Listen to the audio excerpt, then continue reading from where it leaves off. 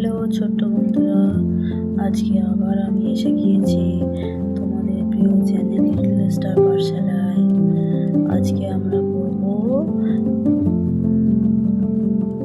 পশ্চিমবঙ্গ প্রাথমিক শিক্ষা পর্ষদের তৃতীয় শ্রেণীর আমাদের পরিবেশ বইয়ের শরীর অধ্যায়ের সকালবেলা উঠে মোরা দাঁতটি মাঝি ভাই। ওকে, চলো শুরু করা যাক। পরের দিন দিদিমণি ক্লাসে আসতেই রিহান বলল, দিদি, জিভেও তো খুব নোংরা জমে।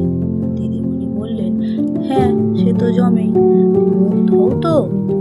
তখন জিভ ছোলা দিয়ে জিভটা ঘষে নেবে, তারপর কুলকুচি করবে, জিভ পরিষ্কার হয়ে যাবে। ইমিলি বলল, দাঁতেও নোংরা জমে, মুখ বন্ধ হয়, তাই তো রোজ দাঁত মাজি। তাহলে দাঁতে ময়লা জমে, কীভাবে মুখ ধুতে হয়? জিভ ছোলা দিয়ে জিভটা ভালো করে ঘষে নিতে হয়, তারপর কুলকুচি করতে হয়, তাহলে জিভ পরিষ্কার হয়ে যাবে।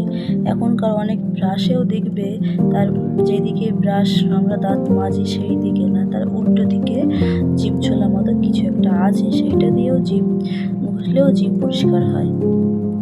তবে দাঁত মাজারও নিয়ম আছে। সবাই শুনে তো অবাক, দাঁত মাজার আবার নিয়ম?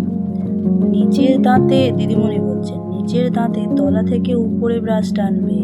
তাহলে কি হবে? নিচের দাঁতে এরকম নিচ থেকে উপর দিকে ব্রাশ টানবো, আর উপরের দাঁতে উপর থেকে নিচে, তাহলে উপর থেকে এরকম করে আমরা নিচে ব্রাশ টানবো।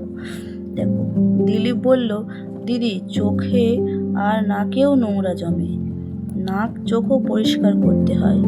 পিকু বলল, নোংরাগুলো শক্ত হয়ে জমে গেলে একটু জলে ভেজালেই নরম হয়ে যায়, পরিষ্কার করা সহজ হয়, তাই না দিদি?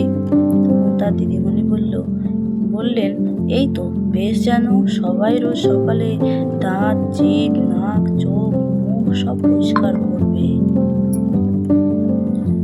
দেখো, এখান থেকে কিছু প্রশ্ন দেখো। জিভ কিভাবে পরিষ্কার করতে হয়? জিভ ছোলা দিয়ে জিভটা ঘষে নিয়ে কুলকুচি করলে জিভ পরিষ্কার হয়ে যায়। দাঁত কিভাবে পরিষ্কার করতে হয়? নিচের দাঁতে তলা থেকে উপরে ব্রাশ টানবে, আর উপরের দাঁতে উপর থেকে নিচে টানবে। আজকের মতো এই পর্যন্তই ছোট্ট বন্ধুরা।